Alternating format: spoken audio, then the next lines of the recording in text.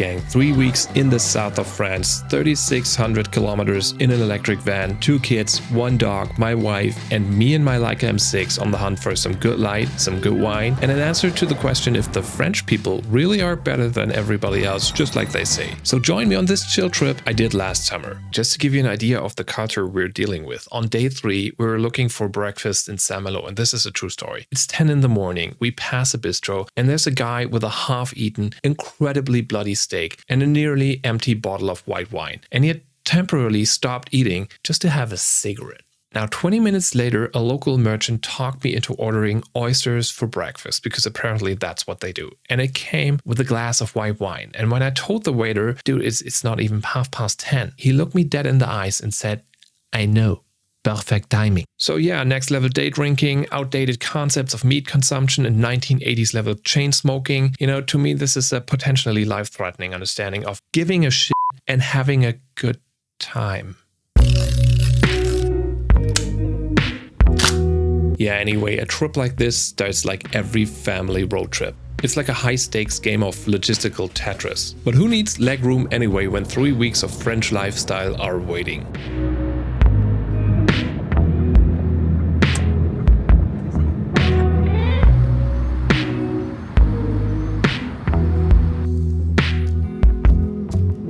And Germany didn't disappoint saying goodbye, with an assortment of cute, depressing service stations and overpriced fast chargers that only work 50% of the time.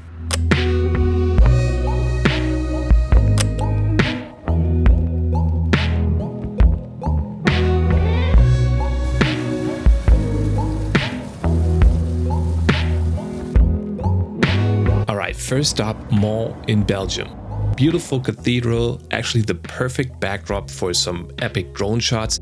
Well, that's what I thought. Because 5 minutes later, the thing was permanently stuck on the church tower. Shout out to the priest's son, you probably own a Mini 3 Pro now. You're welcome, you little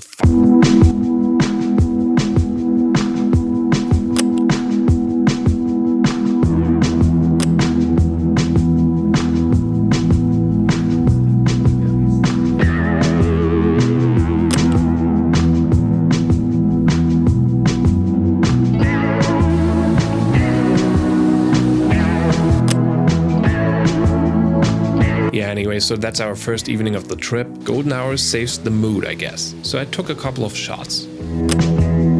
Well, let's just say they are photos. But hey, we're just passing through, right? Okay, day 2. France welcomes us with open arms and toll stations.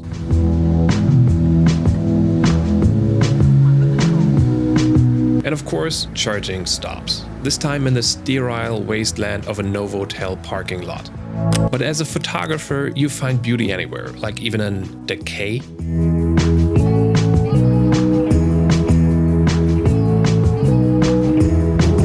And then Paris, the city of love, fashion, and spontaneous outbursts of violent riots. Police have made hundreds of arrests in Paris after a night of celebrating a big soccer win descended into chaos. Anyway, we decided to spend the day in the city walking. Just enough time to take a quick couple of snapshots on the fast track.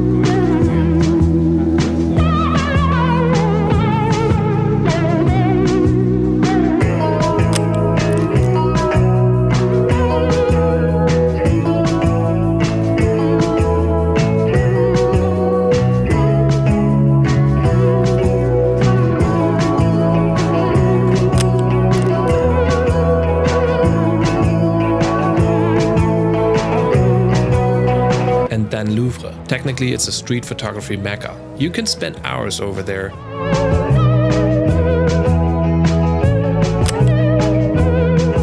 Midday light is usually a photographer's worst enemy though, but when the squares are this empty, you just hit the shutter.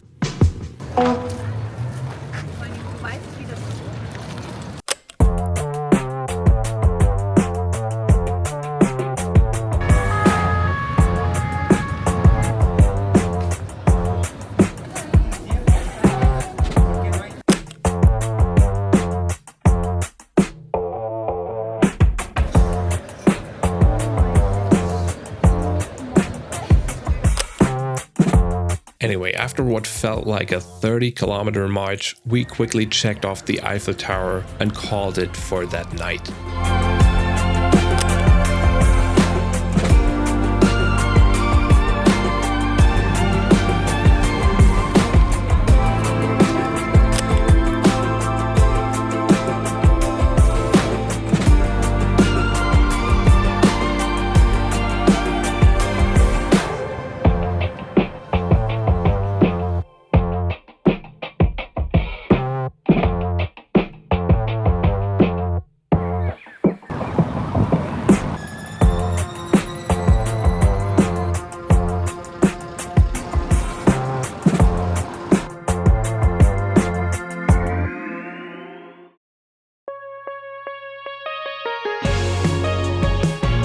Okay, day 3, rise and shine, more highways, more tolls, more charging stations, but while I'm busy losing my mind over EV logistics, my wife is keeping the family standard high by turning charging stops into a CrossFit session. All the chaos I'm creating gets a little complicated, there's just so much now to worry about. I don't know what to do right now, but I'll figure it out. Mont Saint-Michel, an absolute architectural masterpiece. Visually stunning, historically significant, and shared with roughly 40 million other tourists squeezed into a medieval alleyway.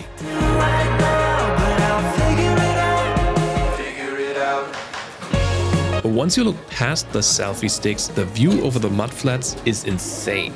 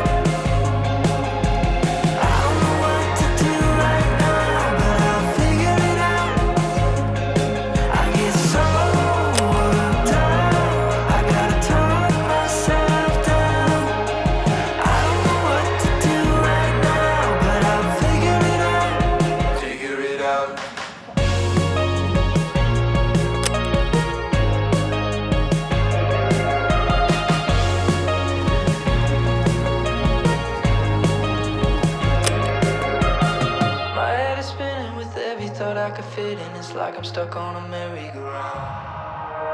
I don't know what to do right now, but I'll figure it out. I don't know what to do right now, but I'll figure it out. I get so worked out. Okay, back in the van, short detour to Saint-Malo. Massive stone walls, deep sea breeze. Again, a bit touristy, but also kind of nice for a couple more cliché boxes ticked. I die when you cry. That's why you're mine. I die when you cry.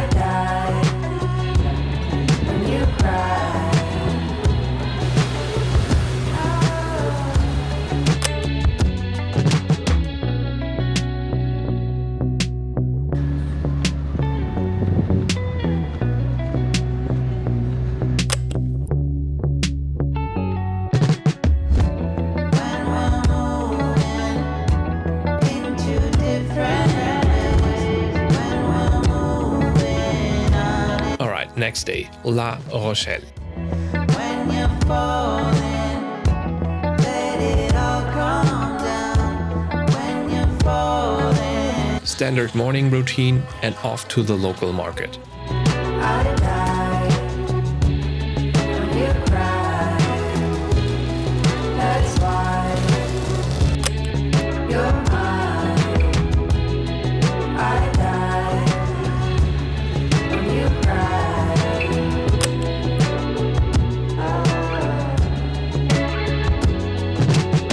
By the way, this is where the infamous breakfast steak and oyster incident happened. But my god, this was a sensory overload.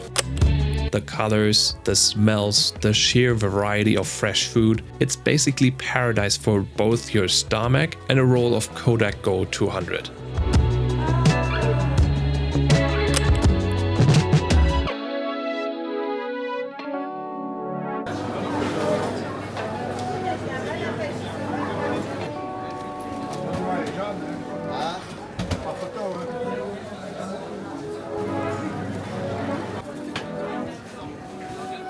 It's basically impossible to take a bad picture here. I mean, even the architecture looks like a movie set.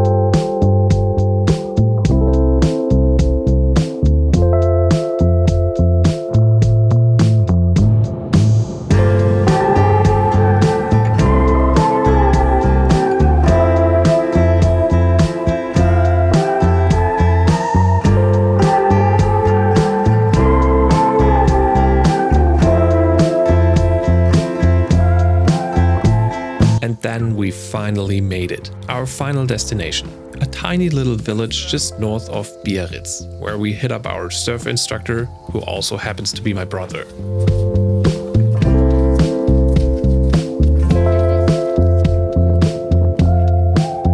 Instant vacation mode. The beach is packed, the sun is brutal, and the Atlantic Ocean is doing its thing.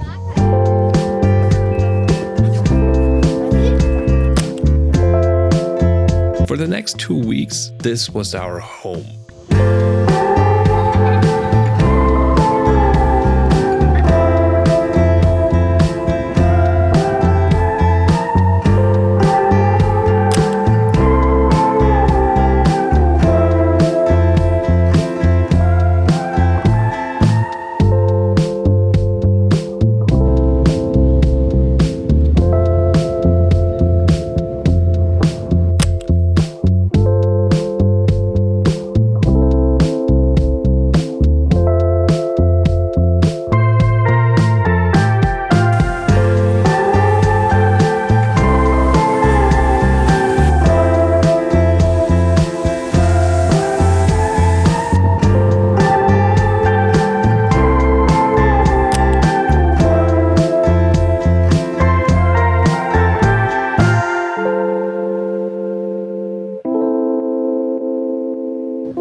This was just perfect to take the Leica M6 down to the waterline for a long walk. The surf was massive, pure visual drama.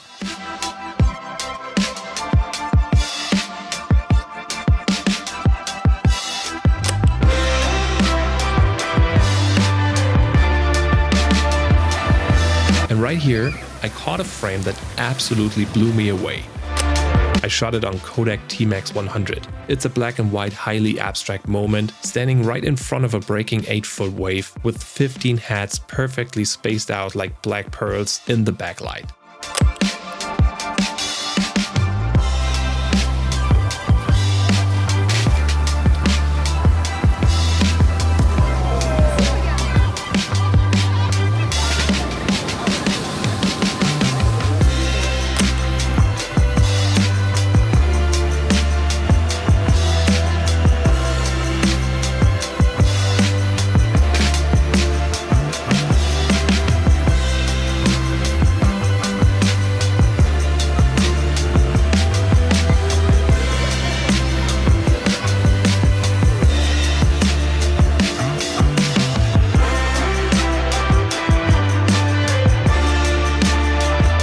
Now later in the week the weather turned misty, but the air stayed warm.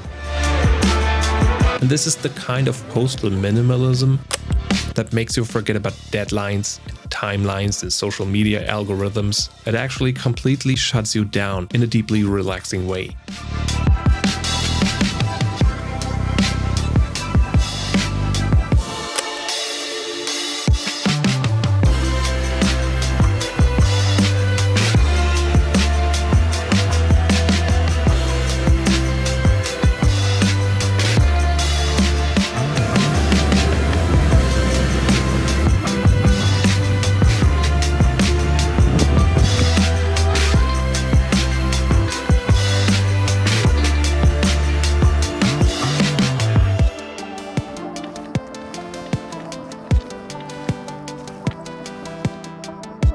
And the evenings were reserved for absolute cultural assimilation. Ice cold rosé and Butchie sleeping like he worked a 12-hour shift at a factory.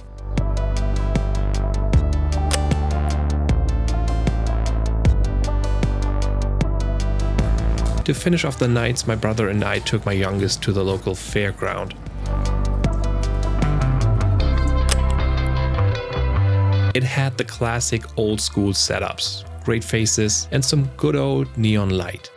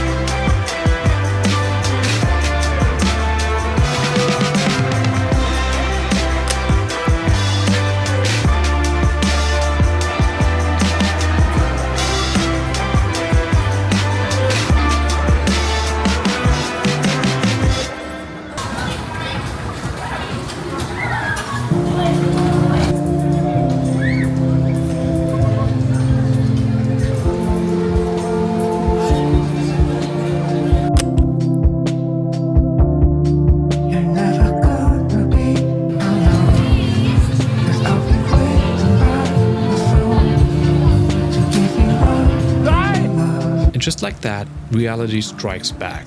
After 2.5 weeks, we were headed back home with a ton of brutal traffic jam in a mind-melting 45 degrees Celsius. The AC was fighting for its life, and so were we.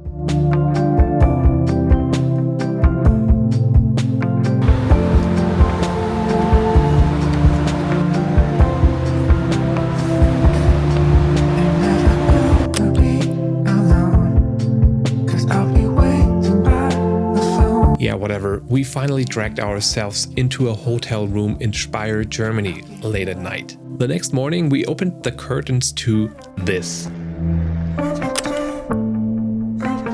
A Boeing 747, military planes, and Cold War submarines parked right outside our window. Welcome back to Germany, where leisure time means looking at heavy machines, I guess. I mean, the French nostalgia kicked in before we even arrived home. When all your nights are feeling long, when everything you know is gone, I'll give you love, give you love.